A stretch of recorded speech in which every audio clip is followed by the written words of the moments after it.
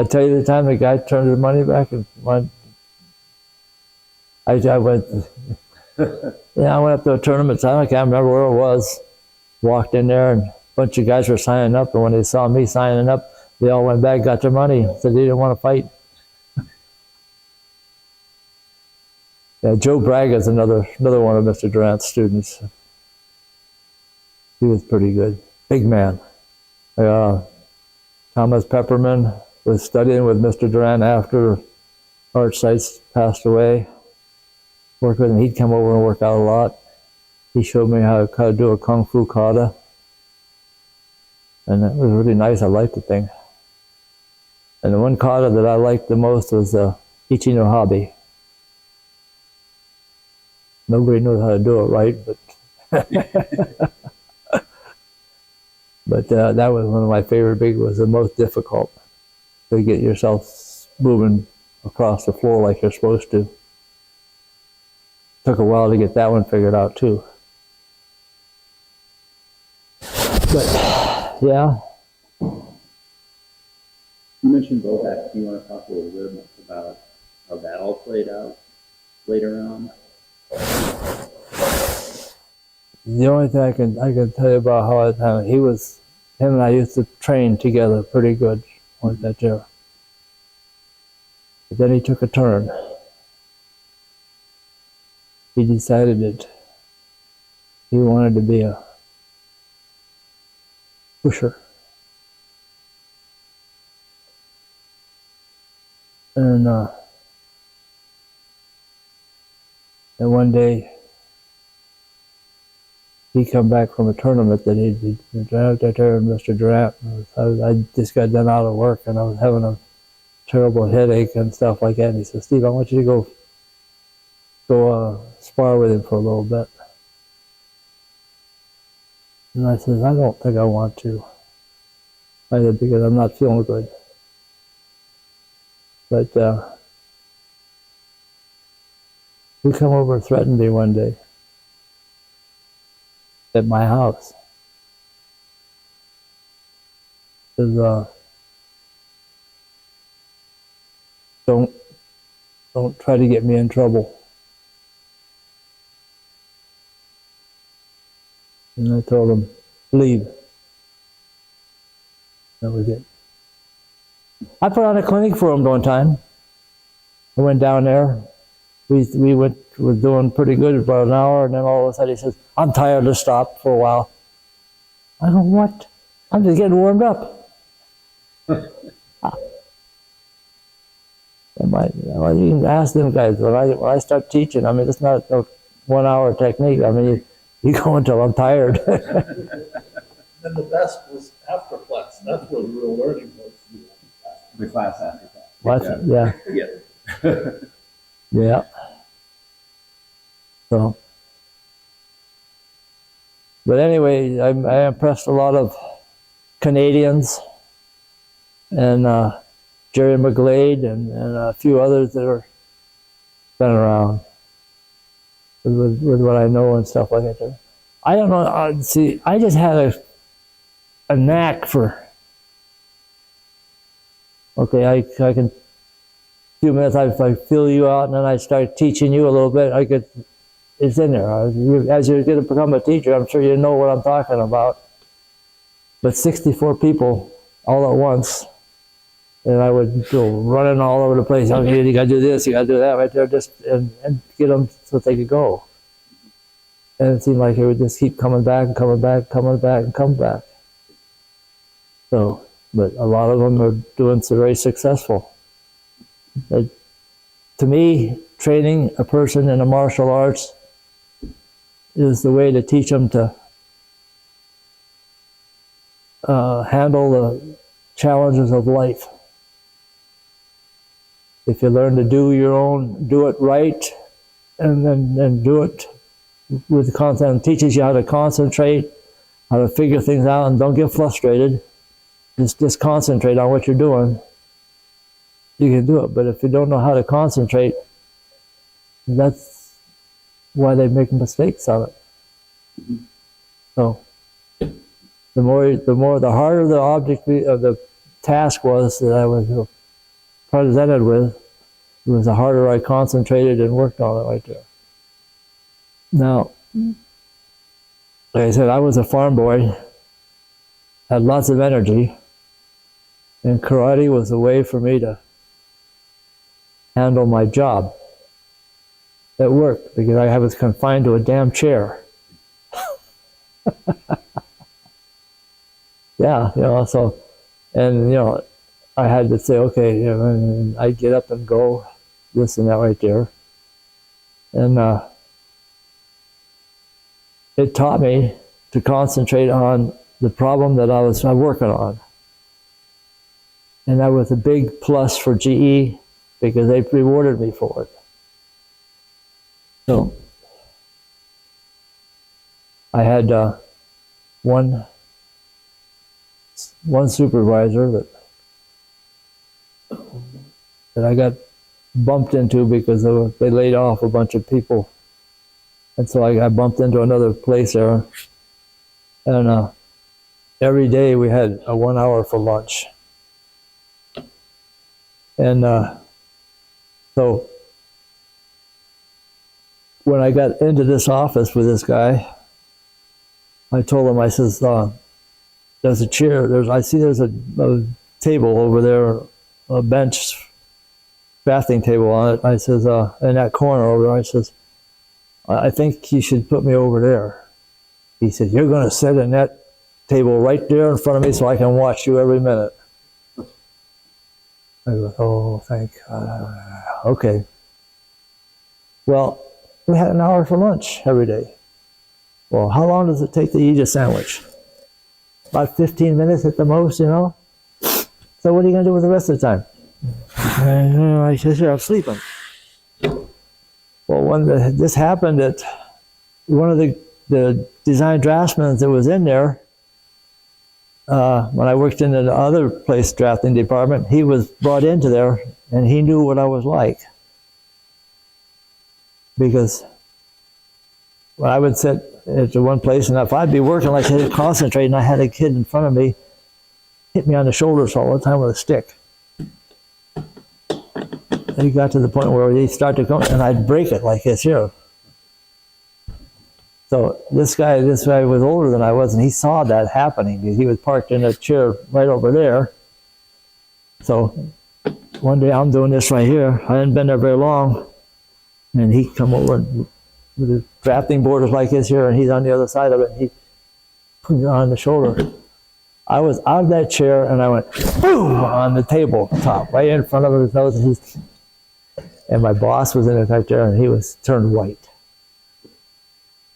I looked at him, I got up and walked away for a while, and I come back, and he had caution tape all around my table.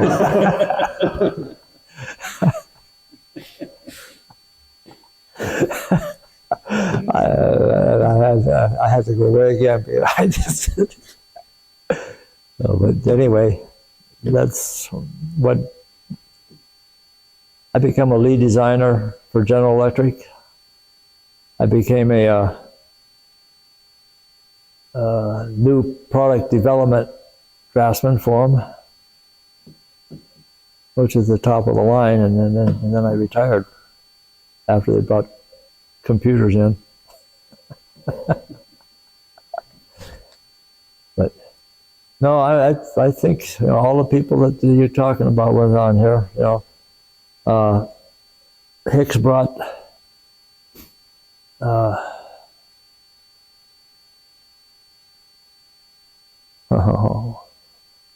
what's his name down here from New York?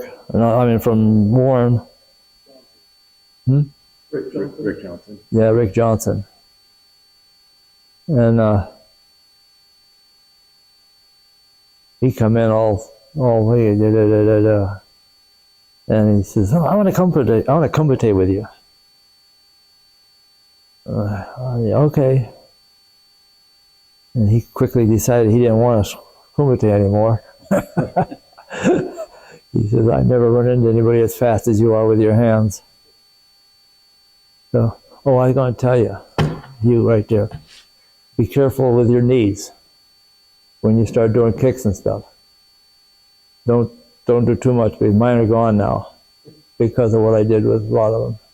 Making them snap and stuff like that there. I know it's good like that there, but I'm telling these guys about a big bag that we used to swing from a 20-foot chain. Yeah. So.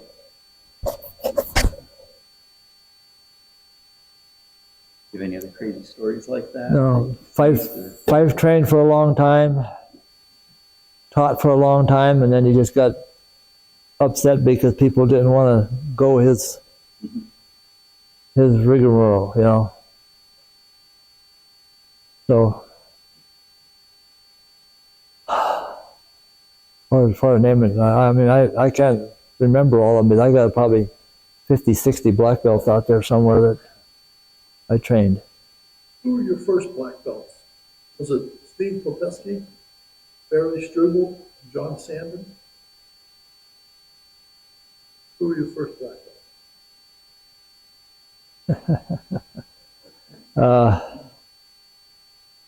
What's his name? Him and Hickser don't get along at all. I can't think of his name right now. That was your first black belt? No. His brother was my first black belt. He worked at General Electric too, and then after he got his black belt, he quit. Akins. Not Rex, but his brother. His brother, yeah.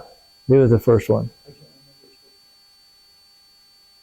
That was your first black belt? Yep. Then Popesky, Struble? Yeah, there were all them guys up in there. Sandin was probably the next one up there. He spent a lot of time with me at the school up there. I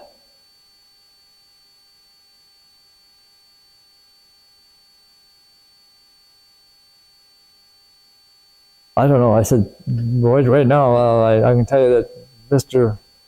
Mullins has a little green box of all the cards, and I think I got all the information in that right there. But I had Fran Penn with a black belt, and I had a little one girl was in another black belt. I had 2 black belts for the girls. Loretta? Huh? Is there a girl named Loretta? Could have been, but that was Luther's girlfriend.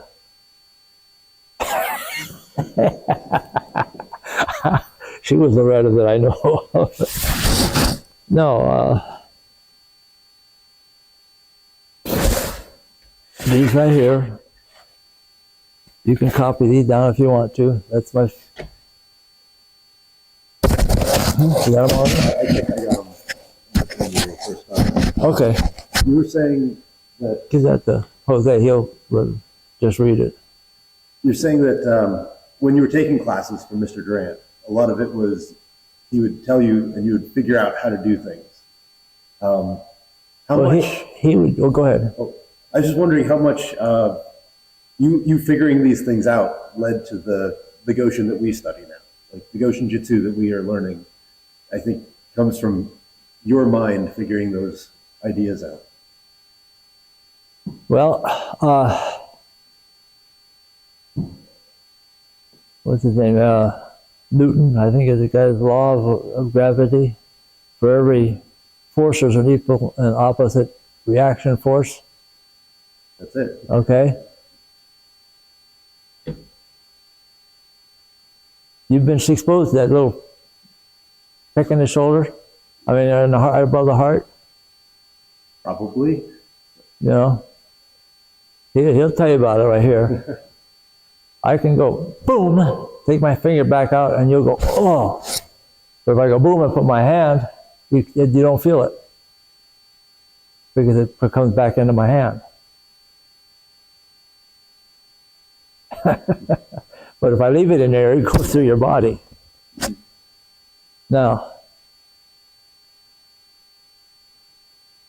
Mr. Mullins, well, what's that lunatic that he used to have there? Michelangelo. Yeah, Michelangelo. he come crying to me. He says, I was sparring with Mr. Mullins the other day, and he hit me on the heart. Pretty killed me. And I look at him, and he says, I think you should go punish him. I go, why? Yeah, anybody knows Michelangelo? I mean, he got in my face once, and I almost put him down, and I just walked away. He kept throwing the same question, like he was trying to trip me up on something or something like that right there. So, but I didn't say nothing to him. I said, okay, your problem. Because I figured it, he did something stupid to Mullins. Mullins, he's pretty easy going, but don't try to screw him up a little bit. That's anything. Oh, I'm going to tell you one thing though. When I was teaching these kids in the school here, the principal of the grade school come to see me. She goes, you teaching this kid? And I said, yeah, I'm teaching him. She said, well, he got in a fight with some guy, and he said, I'm going to suspend him. I said, well, if you suspend him, I'm going to go buy ice cream for him. She said, well, what do you mean? I said, well, first off, I said, these kids all know that if they do start a fight, they don't want to talk to me about it, because I will punish them. I said, but if they're out there defending themselves and what they want to have, I said, I'm going to reward them. She said, well, you can't do that at school. I said, you guys aren't doing nothing for them. So that was it with the principal of the school. A long time ago. But Jerry McGlade took me to Texas. What a hot hellhole. I was teaching,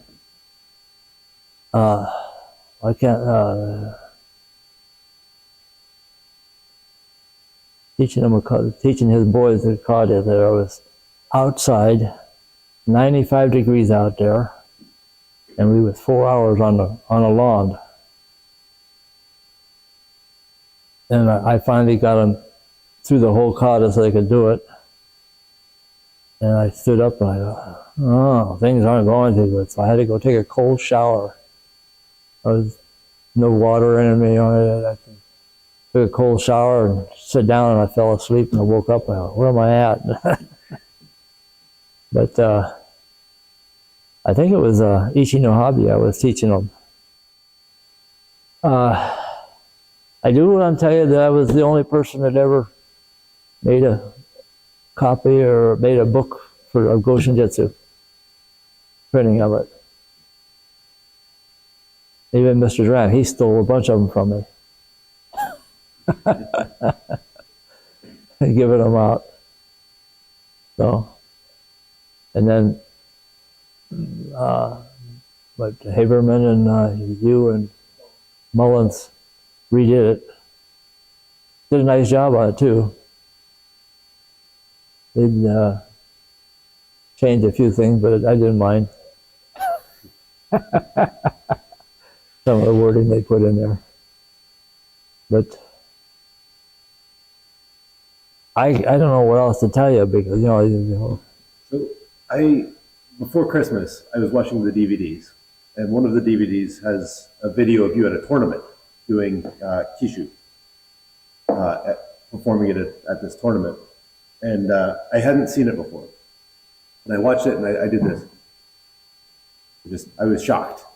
It was so sharp and fast and strong. It was different than how I was doing Kishu. The moves were the same, but it was different. That's why I never got a trophy. Well, I got a couple of trophies in kata, you know, but because of my speed, everybody thought it was awkward. Wasn't controlled. But I thought it was awesome, and I wanted to be able to do that. So my next question is, how do I get to do that? How do I become able to do that? get down on the floor here, man, right now. Go down in the lotus position. Flexible enough. Cross your legs. Put your hands like this right here. Right there. Concentrate on what you're going to do. That's all you got to do. Think about it first. Put your mind to it. Go through it a few times. And go.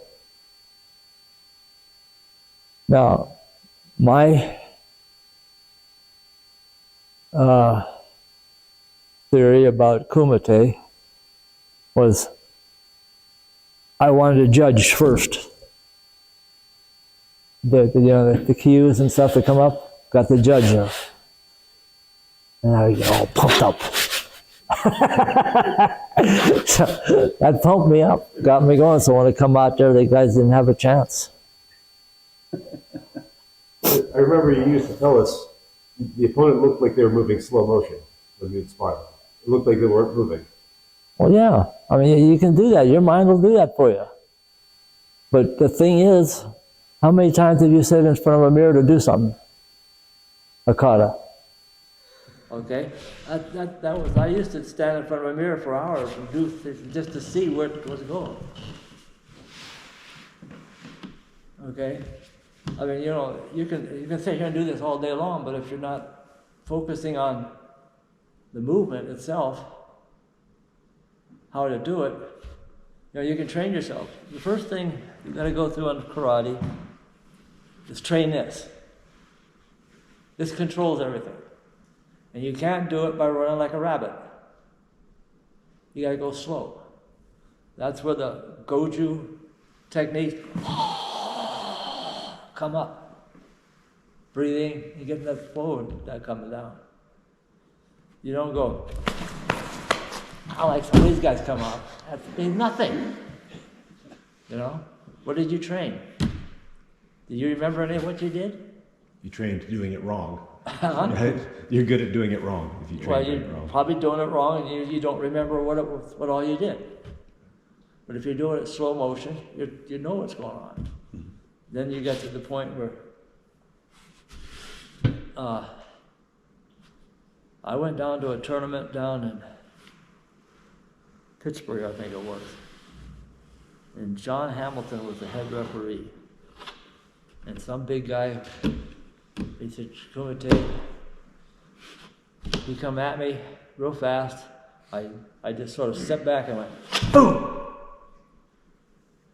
Come here. Flag went up and it was all over the place. And John Hamilton says, I never seen anybody do anything like that before. He said, how did you do that? I said, well, I didn't want him to hit me. That was what I told him.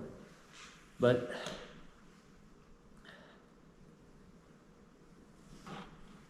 you got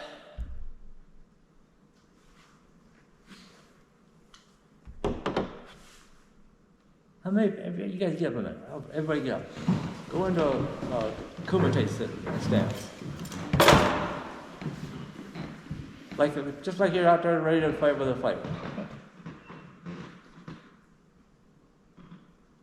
You guys are going to get loose every time. You want to know why? Mr. Durant told me to hold my chin as high as I can on my neck and look through the top of your eyeballs. Try it. Hold it down, and you look over let your eyeballs and look right over the top like that here. It psychs out the guy in front of you, and it also makes sure that you're not looking around you see everything. Just get yourself tucked up like that there and concentrate. You learned something today. I always do. like, what's his name did it at clinic that we did for you one time. He was watching and you took pictures of me doing, I can't think of his name now. He had a brother, he had a sister. At the school, he was In Erie? in Erie. Darren? Darren, Italiani. Yeah. Oh, he caught my leg. Did you see that? He caught my leg. you hold it out, I'll grab a hold of it, sure. But anyway, that was what the first thing Mr. Durant said. And then the second thing he said, never sacrifice your body to score a point. So, that's all I can say. I did what he told me to do. If he wanted them down, I put them down.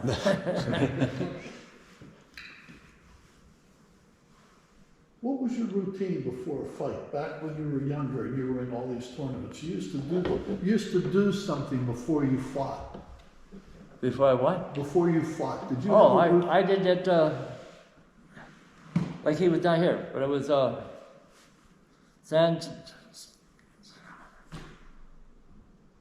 you sit here and you concentrate on seeing things coming at you and then blocking it and this and that right there.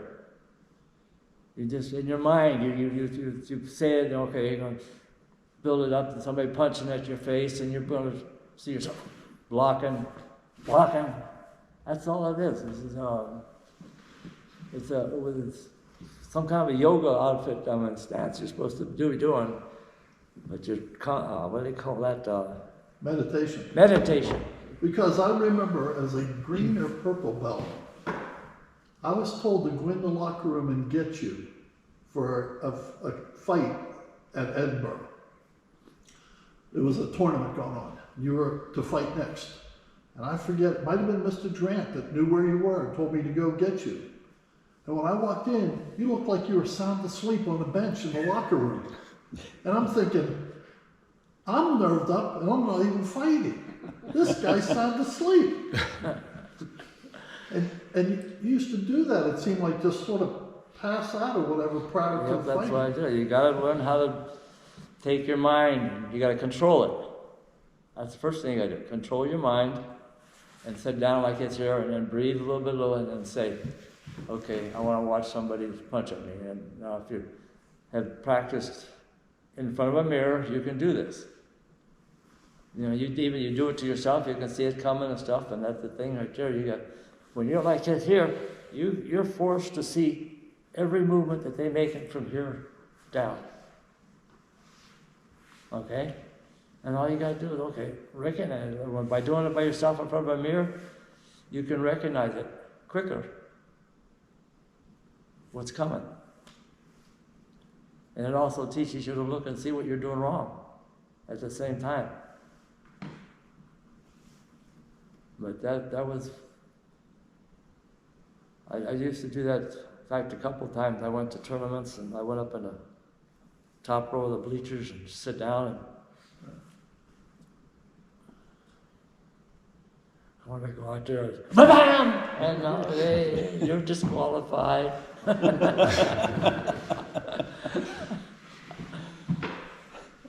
I think through the whole thing, the guy that got the biggest surprise was Bill Blanks. I mean, he was a good guy right there, a good fender, but he opens himself up big on him. That's really bad. He's got lots of kicking and jumping and stuff he can do and like that there, but I'm an infighter.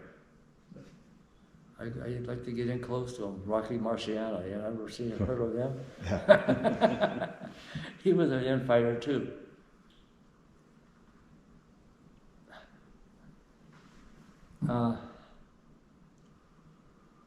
Over here, I was going to say, you guys remember Bruce Lee always talking about his one inch punch? Do you guys know how to do it?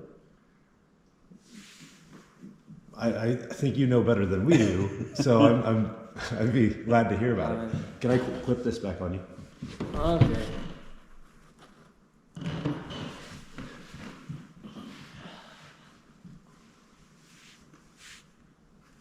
You already know about it.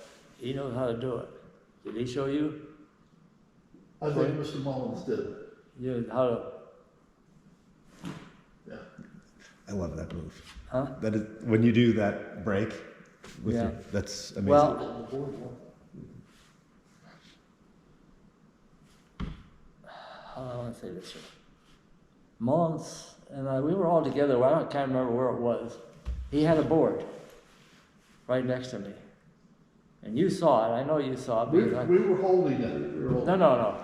Mullins was. I said, "You hold his board up," and I went, held my hand right to the board, and it broke. And he goes, "Oh my God!" You were the one that said it. "Oh my God! Did you see that?" So.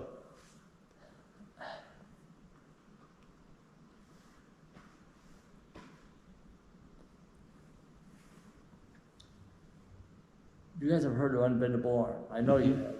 Yes. Good, because that's where it comes from, unbendable arm. How fast can you go to the unbendable arm? Or use this, and go, you get it all coordinated. You have to get it like that too. So, that's, once you get that thing, that part of it sucked into your body, and then you start getting going to that right there, you can't stop, tell you the truth. I went through, my daughter was living in Hawaii for a while, and she had some guy that was working with her and stuff, and she said, told him I was, and he said, "Well, I've taken karate and judo or somebody." And he said, "My instructor got a 1-inch punch." And he says, "Yeah." I says, "Any idiot can do that." He goes, "Huh?" That's what I told him. I said, "Any idiot can do that." "What do you mean?" I says, "Boom!" I was right on his chest, and boom, and he stayed right on his ass. He goes, "Well," he says, 1-inch punch, you go. I said, "No, you don't have to." I said, "I'll do it right here. Just put mine on your wrist right." Unfortunately, at this point in the video, the microphone had been damaged and the backup microphone died. So being still plugged into the camera, we lost about 45 minutes of conversation audio. But we picked back up once the problem was noticed and that microphone was removed from the camera. So we catch the end of the interview here. If you can get up against something like an edge, something like this here, it won't move. You want to just, Oh, I see what you're saying. everything is to this point right here, you want to reach for something that's a little bit farther than this way. Right. And, So you can practice that extension without letting yeah, the shoulder. you can't reach. I just put it out there and bend with your fingers around like this here, but this arm is still tight. Yeah. Now keep going. Oh, you got muscle coming in. Try to let your press out and then concentrate pushing out to it. Just concentrate letting it go out this way. That's a little better, yeah. Now, there, see? Okay? Yeah. Yeah. See, that's what you gotta do is try to keep this relaxed, but you get that's Okay. yeah, what Mr. Grant told me is to pretend you wanna, there's a gutter or something, there's a $5 bill or something down there you gotta get for it. You gotta reach down and you can't get, figure you're leaning up against something as far as it can go, and it's just a little bit more, and you wanna stretch it out like that, right there. Yeah. Come on, I got the door. Oh, right. That's a helpful tool. Yeah.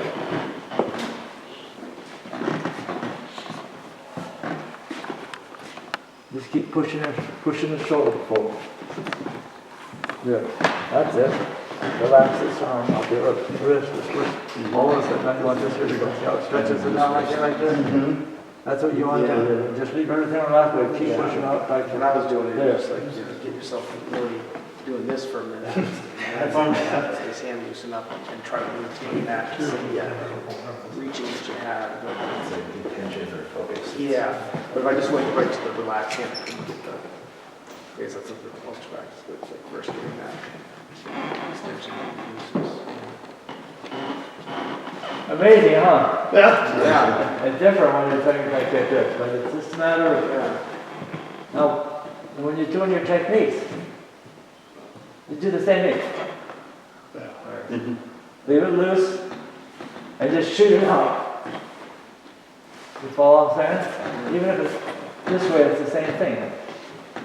There. That replaces it all back to the shoulder back there. Yeah, that's the thing I really need to work on hard. Everybody's got Is to the do use- practice and stuff. That's out of I it. gotta, That's out of it. It's all back in here, right in here. When you're thinking mind, your mind is an ungodly powerful thing. yeah, Okay? This is where the concentration comes in. Okay, if you want to say, okay, I want my arm to go out here, and I want to reach out here and hold it like this right here. Your mind's doing that. You don't want the muscle doing it. Let your mind do it. You just relax at it, do it. right, It takes a while. yeah. So, yeah, I mean, it's just, you know, yeah, we've been doing this for a while, but, You know, there's other levels. Mr. Grant used to teach at unbendable arm to a lot of people in jiu-jitsu and stuff like that there. And he said, just practice it. You know, I said, why do you want to play around like that? I said, and then I thought about it one day. I said, Yeah. This way. Oh boy, then I got. Yeah. Let go of that. Go get So- something on the back. I think it helps with extra penetration because also it feels like my arm gets longer. Yeah. That's the whole thing because you're pushing it out like that right there. Okay. I don't know if you got anything else you want to talk about or anything, something. Did you get enough? But for your purposes, all purposes, you know, everything you're looking at come from Willem Readers. years. I mean, Richard Adelman is the one that had the first karate class, as far as I can tell, in history, in here, in town. And they went, all of them, even Richard went to Wilhelm to talk to him and stuff like that. And they got so impressed they started going back to him, back and forth and stuff like that. And then, like I said, Simmons, he went competition, Seegan, that's all he pretty much, I mean, he knows about stuff like, he can do a few katas, but he got some of them from Trimmer. Oh, that's right. He's got a couple of them from Trimmer and stuff like that there. And Arvid Seitz, he went pure Wilhelm. And he went back to the guy and he took him. I mean, you know, from what I understand, he was the bad guy. Seitz was a leader of a gang of motorcycle people. Oh. And they called him the bad guy. He was, you know. But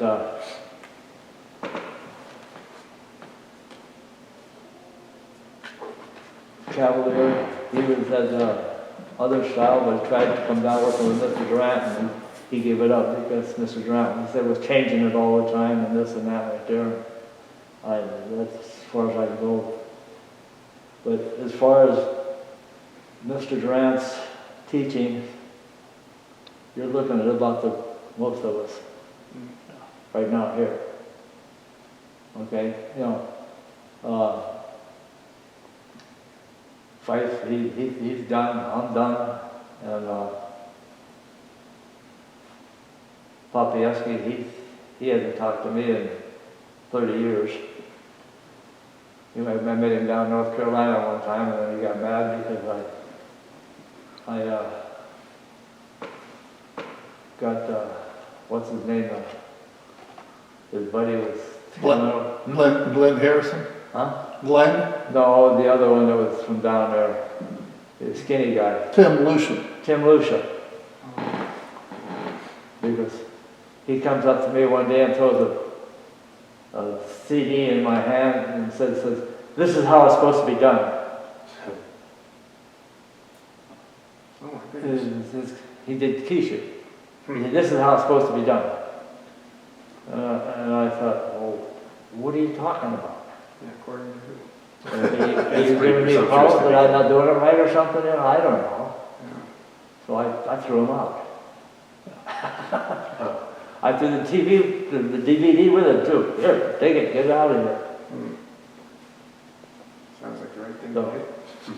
you know,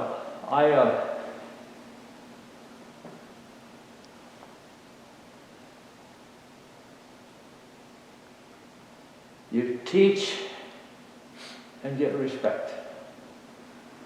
Teaching good. You know, you don't just go, "Oh, I knew you will." No, you gotta approach them. Okay, this is not right, or that's not right, or something like that. I just showed you. Put your chin down like this, look over the top of your eyes, and you'll find out you'll be able to kumite much better. But then, if you want to be a street fighter, definitely put your chin down.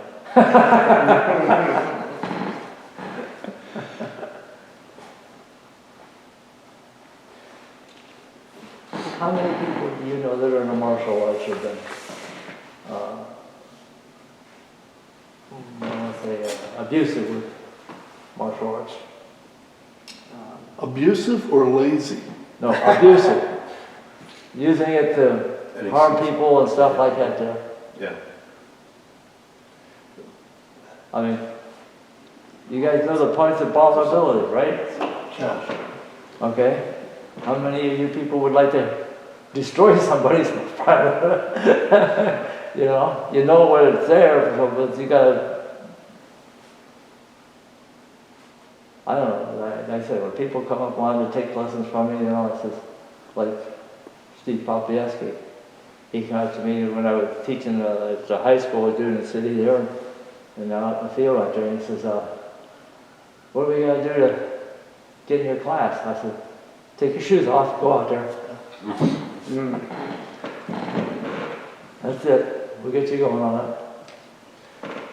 You know, most people are very respectful of other people, and they also respect.